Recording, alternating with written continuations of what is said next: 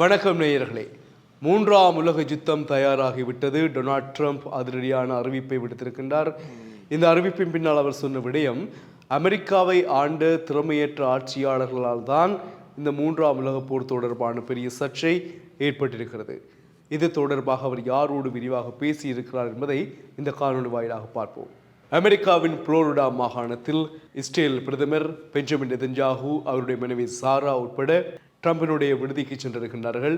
விடுதி வரை சென்று வரவேற்ற ட்ரம்ப் அங்கு நெதன்யாகு மற்றும் மனைவியுடன் பேசுகின்ற பொழுது இந்த விடயங்கள் தொடர்பாக பேசியிருக்கின்றார். அமெரிக்காவை ஆண்ட திறமையற்ற ஆட்சியாளர்களால் தான் இன்று உலகப்போர் தொடர்பான பிரச்சனை எழுந்திருக்கிறது. இந்த உலகப்போர் எழுவதற்கான இந்த பிரச்சனையை நான் சரியான முறையில் தீர்த்து வைப்பதற்கு கடுமையாக முயற்சித்து வருகிறேன். நான் அமெரிக்காவை ஆளுகின்ற நிலை இந்த வருடம் வரும். அது வருகின்ற பொழுது என்னுடைய முதலாவது நடவடிக்கை அதிகாரத்தில் உள்ளவர்களுக்கான நடவடிக்கைகளை எடுத்தல். அதிகாரம் எங்கு இருக்கிறது என்பதை நான் சரியாக காட்டுகிறேன். அது இல்லாததால் தான் இன்று பாரிய பிரச்சனை ஏற்பட்டிருக்கிறது. அது மட்டுமில்லாமல் அமெரிக்காவை பல நாடுகள் சீண்டி பார்க்க முயற்சிக்கின்றன. அந்த அளவிற்கு எல்லை மீறி போயிருக்கிறது நிலைமை. இதற்கு காரணம் நான் சொன்னது போல திறமையற்ற ஆட்சியாளர்களின் வகிபாகம் அமெரிக்காவில் இருந்ததுதான். இதை அவர் சொல்லுகின்ற பொழுது யாரை சாடுகிறார் என்பது வெளிப்படையாக தெரியும். டொனால்ட் ட்ரம்புக்கு பிறகு ஆட்சிக்கு வந்தது அமெரிக்காவில் ஜோ பைடன்.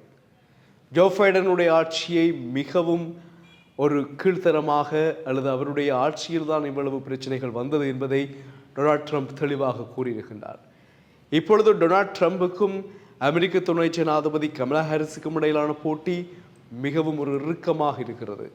இந்த இறுக்கமான தருணத்தில் யார் வெல்லப் போகிறார்கள் என்பதும் ஒரு கடினமான போட்டியாகவே இருக்கும் என்று நாங்கள் நினைக்கிறோம். இந்த நேரத்தில் பெஞ்சமின் நெதன்யாகு மற்றும் அவருடைய மனைவி சாராவிற்கு ட்ரம்ப் சொன்ன விடயம், என்னுடைய பேச்சை கேளுங்கள், ஹமாஸுடன் நீங்கள் பேச்சுவார்த்தை உடன்படிக்கைக்கு தயாராகுங்கள், போரை முடித்து கொள்ளுங்கள், இதை நான் சொல்கிறேன், இதை நீங்கள் கேட்டாக வேண்டும் என்றொரு சொல்லை சொல்லியிருக்கின்றார். ஜோ பைடன் எத்தனையோ விடயங்களை சொன்னார், ஆனால் நெதன்யாகு கேட்கவில்லை.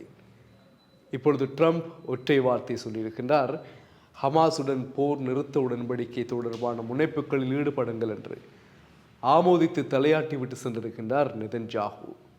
அதான் தமிழில் சொல்கிறார்கள் இல்லையா, சும்மா மாடு சொன்னால் கேட்க மாட்டார்கள், மணி கட்டி சொன்னால்தான் கேட்பார்கள். அதேபோல் சரியோ பிள்ளையோ ட்ரம்ப் என்றால் பல பேருக்கு நடுக்கம்தான் என்பது புளோரிடா மாகாணத்தில் இடம்பெற்ற சந்திப்புகளின் போது ஏற்பட்ட பேச்சுக்கள், இடம்பெற்ற கலந்துரையாடல்களில் இருந்து நாங்கள் தெரியக்கூடியதாக இருக்கிறது. எப்படி பார்த்தாலும் இப்படியானவர்களின் ஆட்சியும் ஒரு நாட்டிற்கு தேவைதான் என்பது போல ட்ரம்பினுடைய சில பேச்சுக்கள் இடம்பெற்றது நாங்கள் அவதானிக்க முடிந்தது.